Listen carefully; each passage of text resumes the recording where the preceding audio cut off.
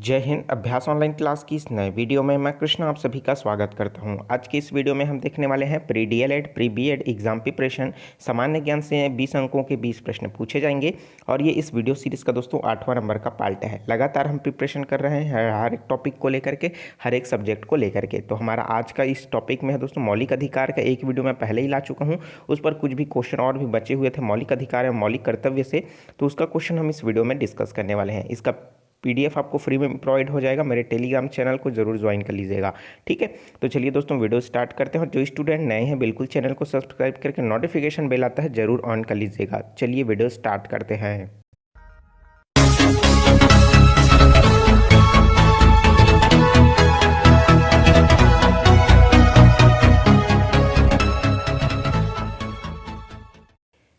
दोस्तों हमने पहला पार्ट में देखा था 20 तक के क्वेश्चन को प्रैक्टिस किया था और कुछ इंपॉर्टेंट फैक्ट मैंने बताया था, ठीक है। उनमें से मैंने आपको 21वां और 22वां नंबर का आपको क्वेश्चन दिखाई दे रहा हो, उसके लिए मैंने प्रश्न आपसे पूछा था कि इनका आंसर क्या होगा। प्रश्न पहला है कि भारतीय संविधान में कौन सा अनुच्छेद में मौलिक कर्तव्यों का विवरण रखा गया है, ठीक है। तो ऑप्शन था 51 का, 15 का और 51 का, 50 और ये 52। तो बहुत सारे स्टूडेंट ने इसका राइट आंसर दिया है, ठीक है। तो इसके लिए दोस्तों राइट आंसर क्या हो जाएगा 51 का, ठीक है। तो option number B is a correct answer. देखते हैं नेक्स्ट क्वेश्चन, कौन से संविधान संशोधन में मौलिक कर्तव्यों को जोड़ा गया है। तो मौलिक कर्तव्यों को कौन से संविधान संशोधन में जोड़ा गया है? 42वें संविधान संशोधन, 44वें संविधान संशोधन, 30वें संविधान संशोधन या फिर 24वें संविधान संशोधन। तो यह दोस्तों 42वें संविधान संशोधन के तहत जो है संविधान संशोधन को लाया गया है मौलिक कर्तव्यों के रूप में, ठीक है।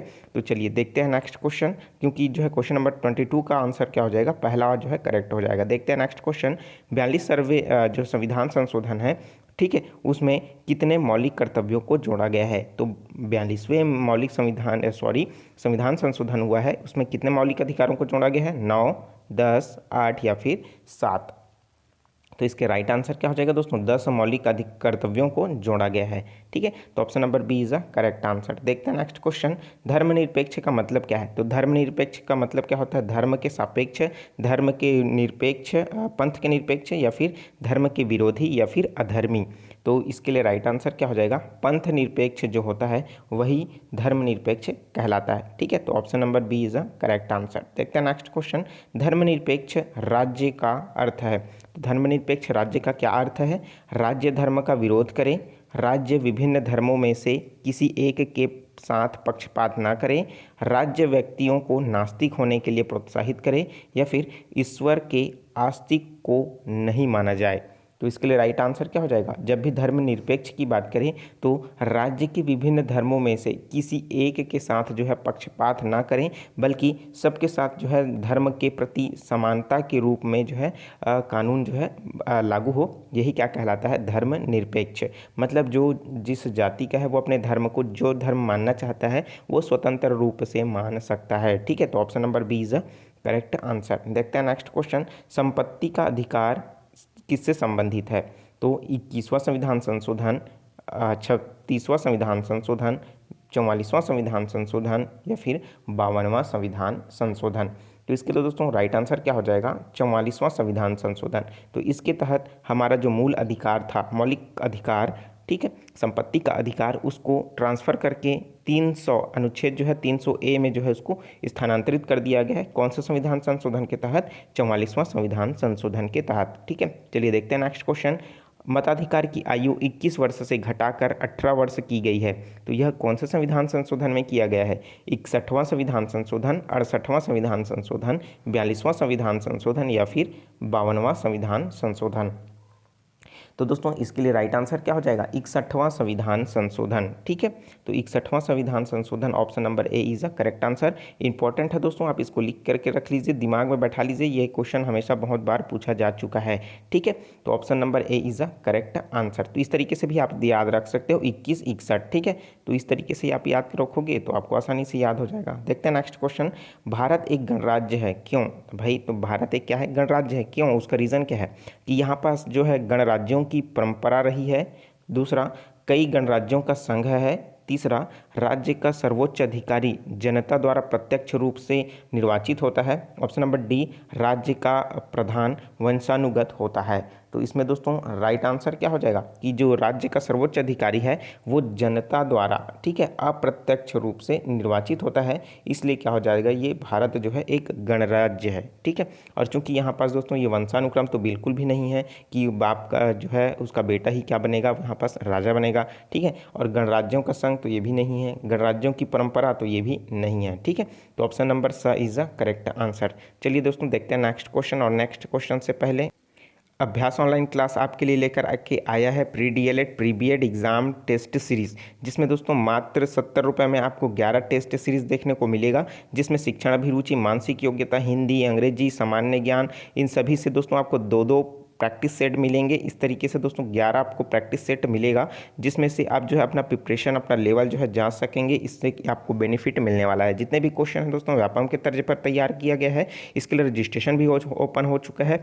जल्द से जल्द दोस्तों रजिस्ट्रेशन करें। मात्र 70 रुपये में दोस्तों 11 टेस्ट आपको दिलाने के लिए मिलेगा, जिसमें दोस्तों जैसे ही आप इसको UPI पेमेंट रजिस्ट्रेशन के लिए दोस्तों आपको 7723992484 पर 70 रुपये का UPI पेमेंट करना होगा, जिसमें आप जो है फ़ोनपे, गूगल पे, पेटीएम, कोई भी भीम UPI का यूज़ कर सकते हैं। और पेमेंट सक्सेसफुल होने पर इसी नंबर पर 7723992484 पर स्क्रीनशॉट भेजिएगा। वहाँ पर सारे टेस्ट का अलग अलग लिंक आपको प्रोवाइड कर दिया जाएगा। अपने हिसाब से जो है अपने टाइमिंग के हिसाब से आप इसमें टेस्ट दिला सकेंगे। एक टेस्ट को दिलाने के लिए आपको 1 घंटे का समय मिलेगा, जहाँ पर जैसे ही सबमिट करेंगे सारा डिटेल और आंसर का साथ आपको जो है वो कितने स्कोर करते हैं आप, सारी जानकारी आपको प्रोवाइड कर दी जाएगी, ठीक है। और तो दोस्तों इस टेस्ट का ज़रूर लाभ लीजिए, क्योंकि बहुत ही बेनिफिट होगा आपके लिए, क्योंकि दोस्तों कंपटीशन काफ़ी हो चुका है और गवर्नमेंट कॉलेज में सिलेक्शन लाने के लिए आपको नंबर स्कोर जो है काफ़ी अच्छा रखना होगा, ठीक है। तभी जो है आपका जो है सिलेक्शन गवर्नमेंट कॉलेज में होने की संभावना ज़्यादा रहेगी, ठीक है। तो चलिए दोस्तों देखते हैं नेक्स्ट क्वेश्चन। तो दोस्तों टेस्ट सीरीज़ को ज़रूर ज्वाइन कर लीजिए। रजिस्ट्रेशन जो है ओपन हो चुका है, तो ज़रूर जो है आप रजिस्टर्ड कीजिए, ठीक है। देखते हैं नेक्स्ट क्वेश्चन। क्वेश्चन नंबर है 29। मौलिक अधिकारों का लक्षण नहीं है। तो मौलिक अधिकारों का कौन सा है जो लक्षण नहीं है? वो है मौलिक अधिकार असमिति है, दूसरा सर्वाधिक विस्तृत अधिकार पत्र है, प्राकृतिक अधिकारों के लिए कोई स्थान नहीं है, या फिर मौलिक अधिकारों की रक्षा का व्यवस्था है। तो दोस्तों इसमें से कौन सा जो है इसके लिए लक्षण नहीं है कि मौलिक अधिकार जो है एक असीमित है, ठीक है। असीमित मतलब आप इस चीज़ को अच्छी तरीके से समझ गए होंगे, ठीक है। तो ये क्या हो जाएगा, option number A is a correct answer, ठीक है। और देखते हैं नेक्स्ट क्वेश्चन। 1915 में मौलिक अधिकारों की मांग किस रूप में की गई थी? तो 1915 ईस्वी में मौलिक अधिकारों की जो मांग की गई थी किस रूप में की गई थी? मानवीय अधिकारों को सार्वलौकिक घोषणा करके, मानवीय अधिकारों की घोषणा करके, या फिर होम रूल विधेयक के द्वारा, या फिर अधिकार पत्र के द्वारा। तो दोस्तों होम रूल जो विधेयक है उसी के तहत जो है 1915 ईस्वी में मौलिक अधिकारों की मांग जो है स्टार्टिंग में रखी गई थी, ठीक है। लेकिन उस समय जो है आपको पता है जो है संविधान बना नहीं था, तो इसको जो है लेकिन मांग जो है होम रूल के दौरान ही रख दिया गया था, ठीक है। और दोस्तों जो स्टूडेंट नए हैं चैनल को जरूर सब्सक्राइब करके नोटिफिकेशन बेल आता है ज़रूर ऑन कर लीजिएगा, क्योंकि आपके नोटिफिकेशन बेल जैसे ही पहुँचेगा आप सारी वीडियो जो है इंजॉय कर सकेंगे, सारी चीज़ें जो है वीडियोज़ आप देख सकेंगे, अपना जो है प्रिपरेशन कर सकेंगे, ठीक है। चलिए देखते हैं नेक्स्ट क्वेश्चन। नेक्स्ट क्वेश्चन है 1925 ईस्वी में अधिकारों की घोषणा किस रूप में की गई थी? मैग्ना कार्टा के रूप में, होम रूल विधेयक के में, अधिकार पत्र में, या फिर the Commonwealth of India bills के रूप में। तो दोस्तों जब 1925 ईस्वी में अधिकार घोषणा आया तो the Commonwealth of Indian bill के नाम से जो है यह जो अधिकार मिलने की घोषणा की गई थी। तो option number D is a correct answer. देखते हैं नेक्स्ट क्वेश्चन। मौलिक अधिकारों के निर्माण की प्रक्रिया में संविधान सभा में सर्वाधिक प्रभावित करने वाला व्यक्ति कौन था? तो मौलिक अधिकारों का जो निर्माण है उस प्रक्रिया, दोस्तों संविधान की बात नहीं की जा रही है, सिर्फ मौलिक अधिकार की बात की जा रही है ना, तो आप इसको ध्यान दीजिए। इस चीज़ में सर्वाधिक प्रभावित करने वाला व्यक्ति कौन था? महात्मा गांधी, राजेंद्र प्रसाद, BN राव, या फिर हंसा मेहता। तो BN राव जो है दोस्तों इसमें अहम रोल निभाते हैं मौलिक अधिकारों को लेकर के संविधान में, ठीक है। तो option number C is a correct answer. देखते हैं नेक्स्ट क्वेश्चन। निम्नलिखित में से कौन सा मौलिक अधिकार नहीं है? इंपॉर्टेंट है, बहुत बार पूछा जा चुका है, ठीक है।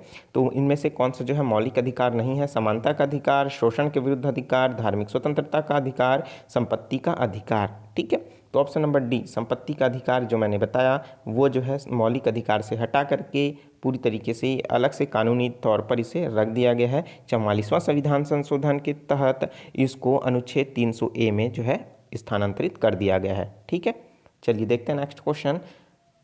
समान कार्य के लिए समान वेतन, ये जो है दोस्तों किस में आता है? संविधान के अधीन एक मूल अधिकार है, संविधान के अधीन एक मूल अधिकार नहीं है, शीघ्र ही मूल अधिकार बन जाएगा, या फिर उपरोक्त में से कोई नहीं।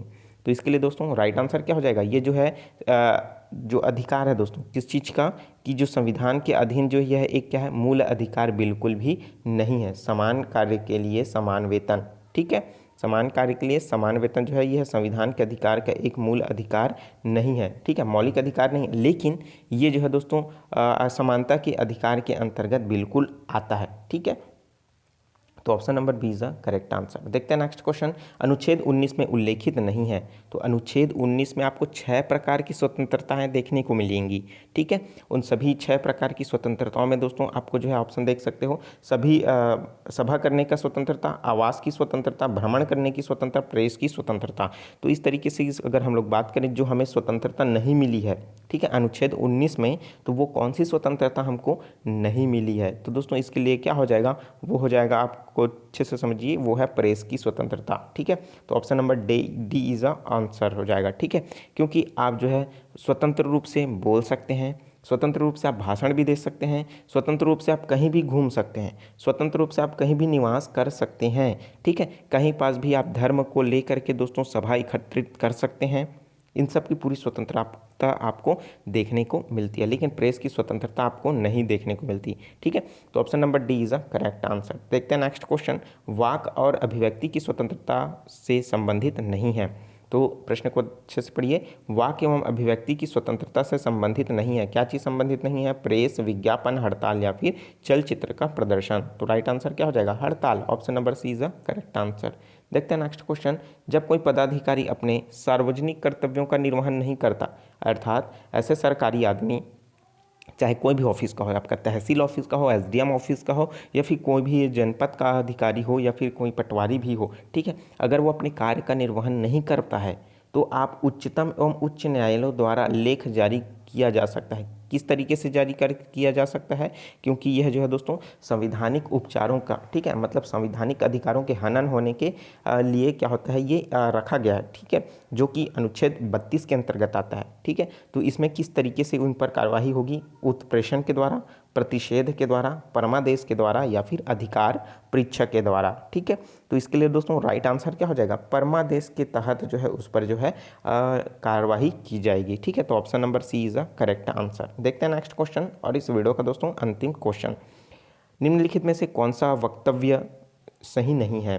जो 4 ऑप्शन दिया गया है उनमें से जो सही नहीं है उसको बताना है, क्योंकि इसमें हमको नहीं वाला ही बताना है। ठीक है, पहला दिया है मूल अधिकार राज्य के विरुद्ध संरक्षण है। दूसरा, मूल अधिकार व्यक्ति के विरुद्ध संरक्षण है। ऑप्शन नंबर स, मूल अधिकारों का जन्म ही जनता और राज्य शक्ति के बीच संघर्ष का परिणाम है। या फिर ड, भारतीय संविधान भाग 3 द्वारा प्रदत्त अधिकार राज्य शक्ति के विरुद्ध गारंटी किए गए हैं, न कि सामान्य व्यक्तियों के अवैध कृत्यों के विरुद्ध। ठीक है, तो इसके लिए दोस्तों राइट आंसर क्या हो जाएगा कि मूल अधिकार जो है व्यक्ति के विरुद्ध संरक्षण के हैं। ठीक है, मतलब जो मूल अधिकार है उसके विरुद्ध संरक्षण कर रहे हैं क्या? नहीं भाई, उसके हितों में ही संरक्षण कर रहा है। तो ये हमारे लिए क्या हो जाएगा?